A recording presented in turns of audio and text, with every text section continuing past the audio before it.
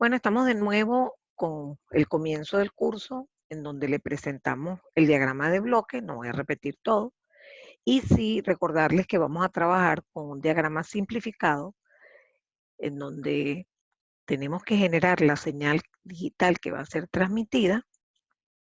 Esa señal va a pasar por un canal que va a estar modelado de una manera un poco diferente a lo que ustedes hicieron en comunicaciones analógicas.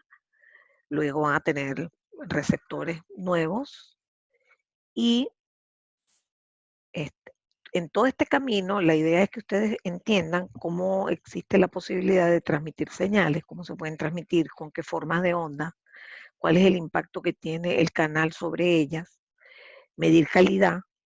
La calidad se mide con un parámetro nuevo para ustedes, que es la probabilidad de error. Entonces, para hacer todo esto, tenemos que empezar despacio, es decir, ¿cómo hacemos para asignarle formas de onda a cada uno de los símbolos binarios o M-arios que usted tiene aquí en la puerta? ¿Ok? Bueno, estuviésemos listos para empezar esta caja, pero realmente necesito proveerlos de una herramienta importante que es el proceso de ortogonalización Gram-Schmidt, y ya ayer comenzamos con eso. Entonces, para volverlos a poner en sintonía, les recuerdo que nosotros tenemos una transmisión de una señal real que está constituida por formas de onda distintas, que la vamos a llamar S sub K, y eso me permite identificar esa lista, ordenarla de una manera apropiada, ya vamos a ir entendiendo qué significa eso, para obtener unas bases que me permitan representar a todas y cada una de ellas. ¿Ok? Entonces aquí viene el cuento de la similitud entre señales y vectores. Nosotros admitimos que identificábamos las señales y comenzábamos definiendo la primera base, que es muy facilita, porque es tomar la primera que yo puse en la lista, que repito, en general es arbitrario, y normalizarla. ¿Cómo es eso? Pues dividirla entre la raíz de su energía.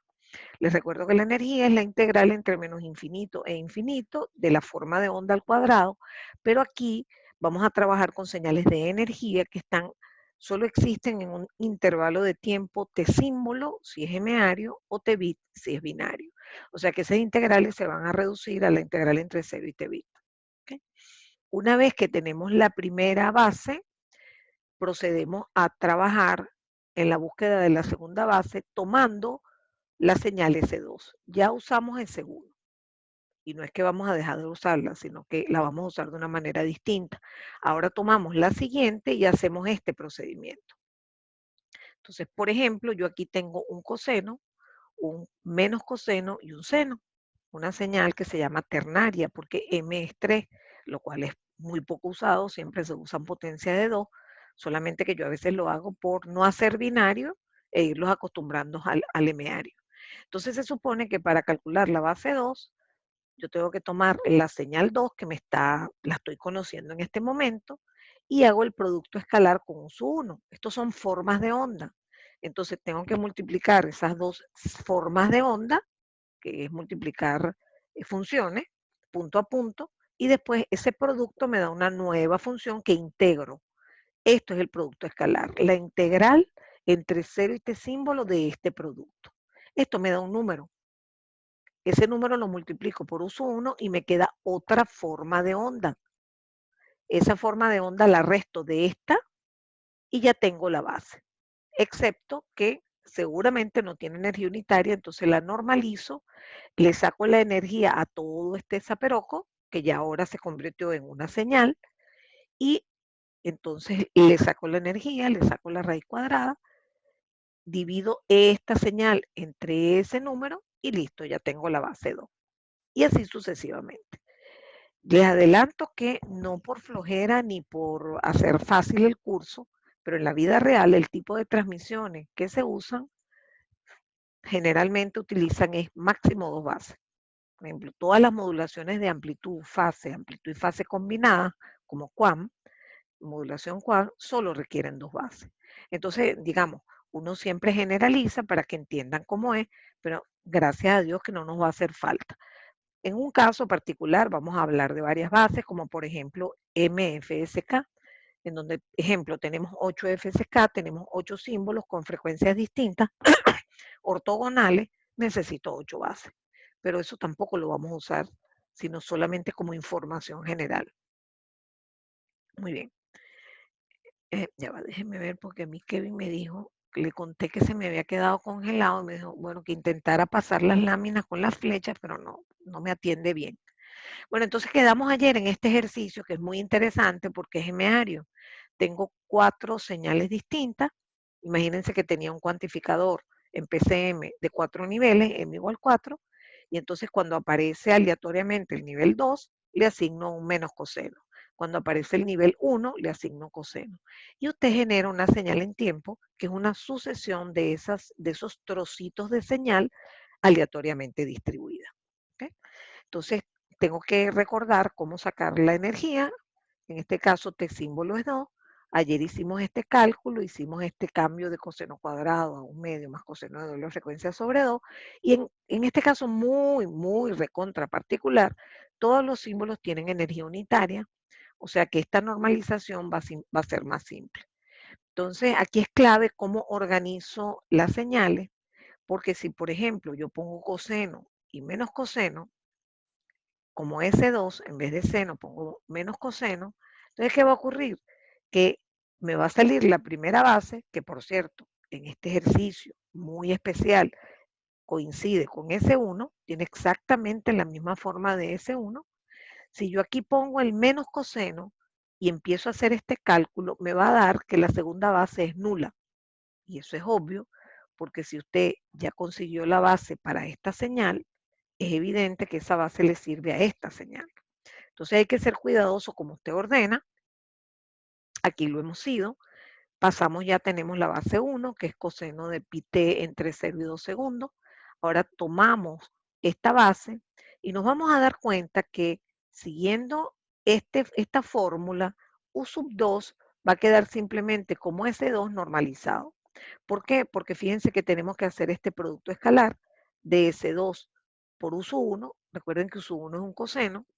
Eso me va a dar la integral de un seno por un coseno de la misma frecuencia, y eso lo puedo escribir como un seno de 2x, y cuando lo integre entre 0 y 2, gracias a, ojo, a la frecuencia de portadora de estas formas, en donde sé que tengo un número de ciclos entero, este símbolo, gracias a eso, este producto escalar da 0. Entonces, esto da 0, esto da 0, y me queda simplemente que la base 2 tiene la misma forma del símbolo 2, pero tengo que normalizarlo. Entonces, normalizarlo respecto a la energía de ese 2, que ya sabemos que es 1. Listo, ya tenemos U sub 1 y U sub 2.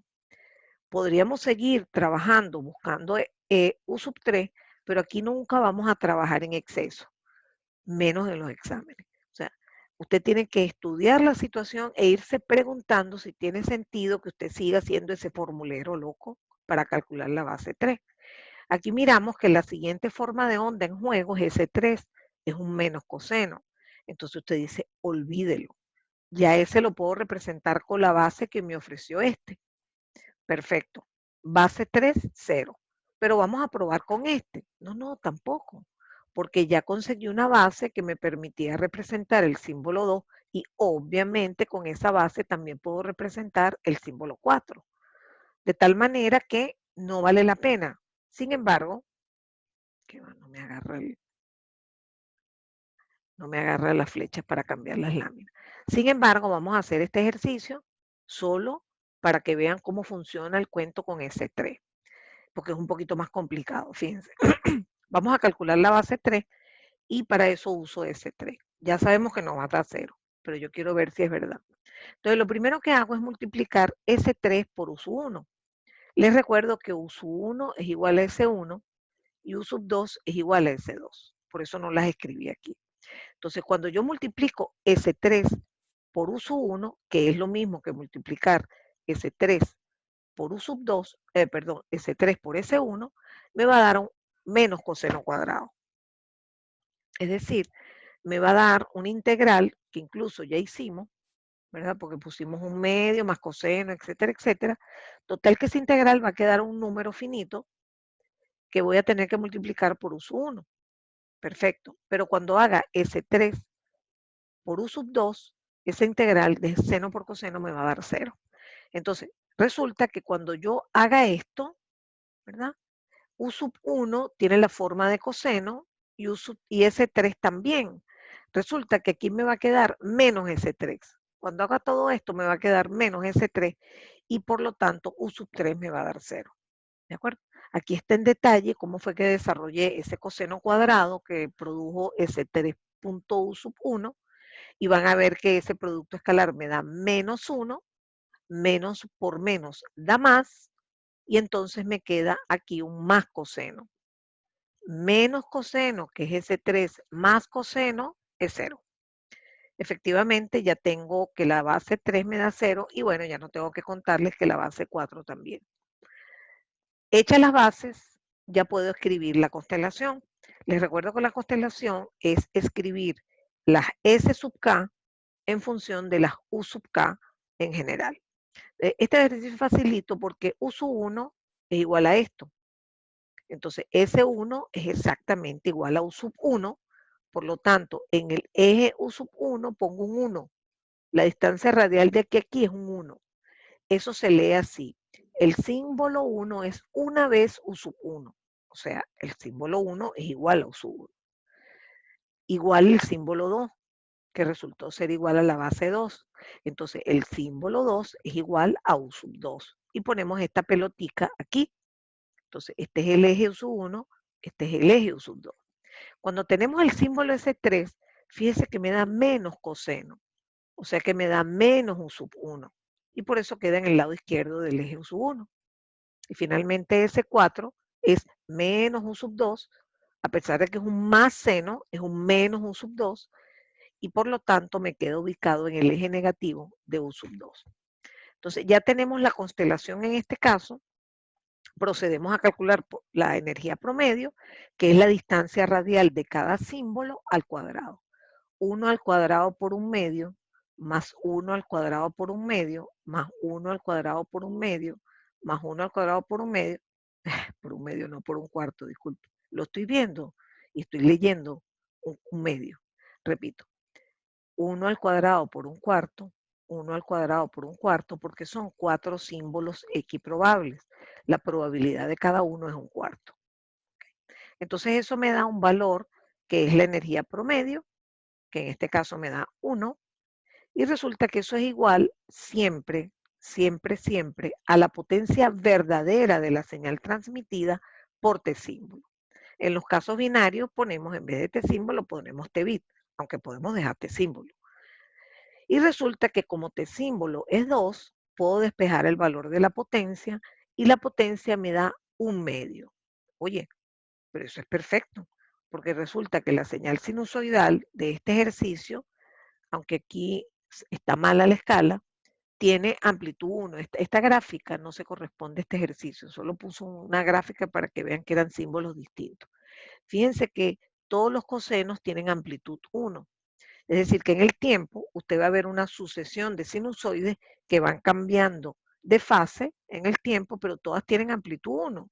Y saben que la potencia normalizada da a cuadrado medio, por lo tanto en este caso da un medio. Es decir, nos hemos ahorrado el trabajo de calcular la potencia de la señal en tiempo. Ok, ya va que Ainara me está preguntando por qué da 0. Pregunto, Ainara, ¿por qué da 0 U sub 3? Porque creo que hace rato lo preguntaste. Contéstame eso a ver si eso es lo que requiere. Vamos a irnos para atrás de todas maneras. Si es esto, ya entendió, chévere, Nara. Disculpen que a veces estoy tratando de hacer entrar a la gente. Perfecto, muy bien. Entonces, tenemos acá la maravilla de poder calcular la energía promedio para poder de allí sacar la potencia de una señal que puede ser media fastidiosa de sacar. Ok, ahora vamos a hablar de la fortaleza frente al ruido, y es que cuando uno va a llegar al receptor, uno puede mirar el proceso de detección, cuando sea detección óptima, sobre la constelación. Vamos a tener, van a ver así, que uno va a proyectar cada símbolo que llega, lo va a proyectar en cada una de las bases. La proyección sobre las bases me va a dar su ubicación. Y entonces el receptor va a poder decir, ah, no, vale, tú eres el símbolo tal. Por ejemplo, si hago la proyección de este símbolo sobre el eje U1, me da -1. Y la proyección sobre el eje U2 me da 0. Entonces, eso lo va a identificar en el receptor como símbolo 3. Pero eso va a requerir generar umbrales, porque en la vida real, falso que va a llegar este símbolo así de lo más lindo y este también, eso va a llegar todo sucio por el canal y entonces voy a tener que poner como unos comparadores con umbrales. Si esto me brinca para acá, voy a decir que el símbolo es el 3 en vez del 1. Entonces, eso implica que esas peloticas, en la medida que estén más alejadas, va a dar más fuerza frente al ruido. Entonces vamos a tener que aprender a calcular lo que se llama la distancia mínima en la constelación. Cuando era binario era facilito porque solo había una distancia, pero aquí no, aquí hay un montón de distancias, fíjense. De aquí hay una distancia, de aquí hay otra y de aquí hay otra. Tengo que compararme contra todos mis vecinos para estudiar la probabilidad de que este símbolo se convierta en este, o se convierta en este, o se convierta en este por culpa del ruido. Entonces, en este caso particular, es bastante sencillo por la simetría de la constelación. Lo primero que vamos a aprender es a descartar los más lejanos porque estoy buscando distancias mínimas, porque esas son las que me van a traer problemas, las peloticas que están más cercanas. Entonces, esta distancia y esta son iguales. Por lo tanto, para este símbolo existe un demin que vale esto, que es raíz de 2. Y si hago el análisis para los otros, me va a dar exactamente igual.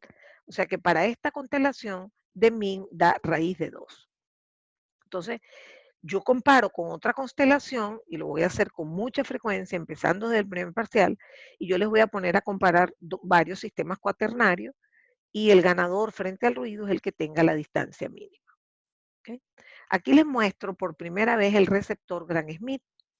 Fíjense que si hay dos bases, como en este caso, va a tener dos ramas.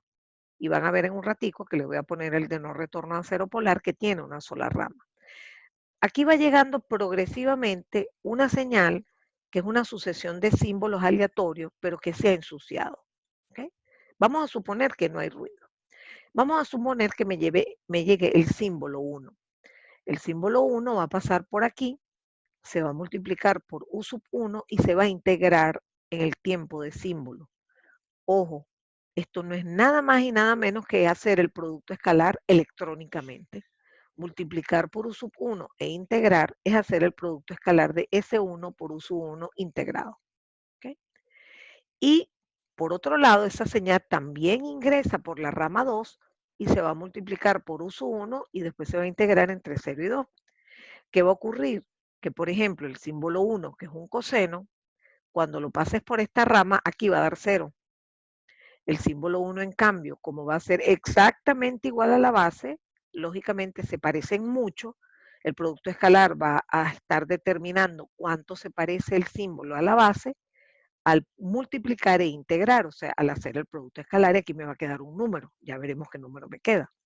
De manera que hay una persona aquí parada viendo Y1 y Y2. Por cierto, me salté una explicación. Esto aquí usted lo grafica como una señal que cambia en el tiempo. Y aquí también, una señal que cambia en el tiempo. Usted tiene que pellizcar esa señal cada T símbolo. Y ese pellizco le va a dar un valor. Por ejemplo, aquí me da 4 y aquí me da 0.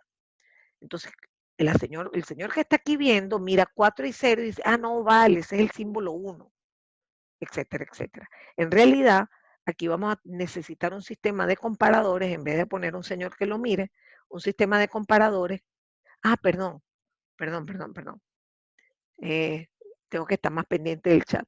¿Cómo sabemos que este símbolo es 2? Porque yo se los dije. Yo les puedo dar ese dato de varias formas.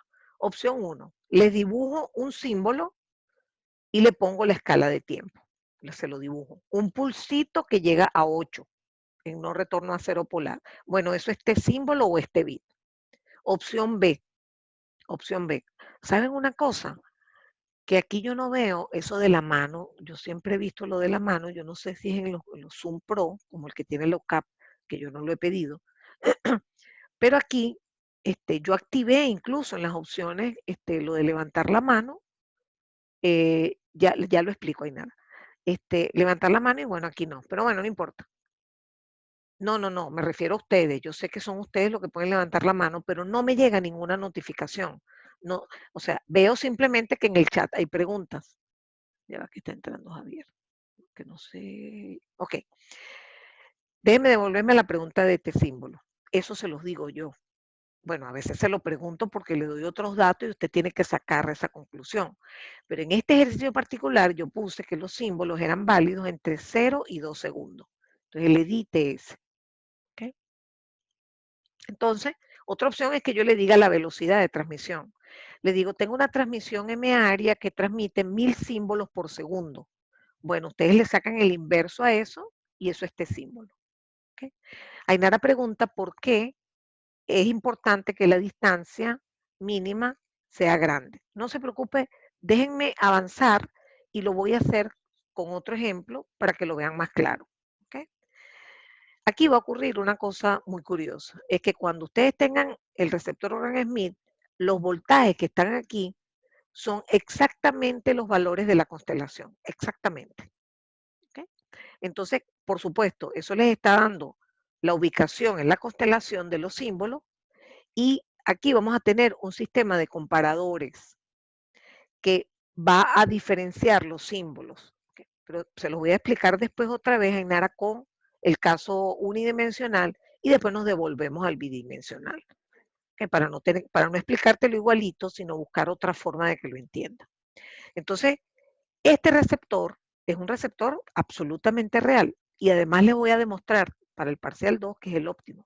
Hay muchas formas de hacer el receptor, pero en este caso esa estructura de Gram-Schmidt, porque esto es sacado de la naturaleza de generar, de representar las señales con bases, ¿verdad? Y utilizar eso no solamente para calcular energía promedio y mirar esas pelotitas muy bonitas, sino para llegar a la estructura física de cómo debe ser un receptor óptimo. ¿Okay? Entonces, buenísimo. O sea, este va a ser el receptor para el caso QPSK. Aquí tenemos un ejercicio, no sé si me va a dar tiempo, pero si no seguimos en la próxima clase, en la próxima sesión seguimos con esto. Tenemos un ejercicio binario, fíjense que aquí les di bit, que es lo mismo que este símbolo, ¿verdad? Y tengo varios símbolos que ya yo aquí identifiqué, pero que imagínense que usted no sabe dónde yo saqué eso. Usted lo primero que sabe es que bit vale 1. Entonces usted se viene aquí entre 0 y 1. Dice, ah, mira, una cosa que es constante durante todo bit. Eso es un pulso que se parece a los de no retorno a cero, pero esto no es no retorno a cero. Perfecto. Después vamos entre 1 y 2 y dice, uy, esta señal es rarísima, porque la mitad del tiempo está para arriba y la otra mitad está para abajo. 2 voltios menos 2 voltios. Ah, bueno, eso lo voy a llamar símbolo 2. Y miren ahora que tengo, ah, no, no, no, pero ese es el mismo símbolo 1. Conclusión de ver la gráfica, esto es binario. Ya me lo habían dicho, pero lo confirmo. Y ahora saco de este dibujo y las pongo aparte, que era lo que le decía, creo que no sé si fue Raúl, que le decía que yo de esta gráfica veo que este símbolo, que en este caso como es binario, también lo puedo llamar bit, vale 1 segundo. Y también aquí, esto tiene que durar 1 segundo. Entonces, ya sé cuáles son S1 y S2 y ahora el ejercicio es determine las bases. Bueno, tenemos la base 1 que es facilísima porque es la misma forma de onda del pulso dividida entre la raíz de su energía, que también es 1. Por cierto, pura casualidad que en los dos ejercicios que hemos hecho las energías valen 1. Es simplemente para irlo haciendo como progresivamente más complicado. En este caso, la base es exactamente igual al símbolo 1. Buenísimo. Ahora tenemos que trabajar con la base 2. Para la base 2 aplicamos esta fórmula. Bien, agarramos ese 2 y la multiplicamos por uso 1. Eso me va a dejar una señal que es, por cierto, idéntica a S2, idéntica porque uso 1 es 1 todo el tiempo. Entonces, este producto es igual a S2. Y ahora lo tengo que integrar. Resulta que integrar esto da 0. Por lo tanto, esto da 0 y me dicen, mira, ¿sabes qué? Que tu base 2 tiene que tomar la forma exactamente igual a S2 y simplemente la normaliza y listo. Calculo la energía de S2 me da 4, le saco la raíz, me da 2, o sea que este número me da 2, acuérdense que esto se hizo 0. ¿Ok? Entonces, ya tengo la forma de la base 2, observen, tiene exactamente la forma de ese 2, pero normalizado. Entonces, definitivamente, aquí hay algo que está pasando. Si, me están diciendo, mira, ¿sabes qué? Con tu base 1 no me sirvió de nada. Tuve que inventar una base 2. ¿Y saben por qué? Porque son ortogonales. ¿Y cómo se dio cuenta usted, profesora? Porque para las señales ortogonales, ustedes recuerdan de señales que o no coinciden en tiempo, o no coinciden en frecuencia, o tienen simetría opuesta. Y la forma matemática de calcular la ortogonalidad es hacer el producto escalar. Entonces, si usted multiplica esto por esto, le da esta forma. Si le integra, le da 0 porque las áreas positivas cancelan la negativa. Conclusión, S1 y S2 son ortogonales. Si usted hubiese hecho eso desde el principio, se ahorra este trabajo.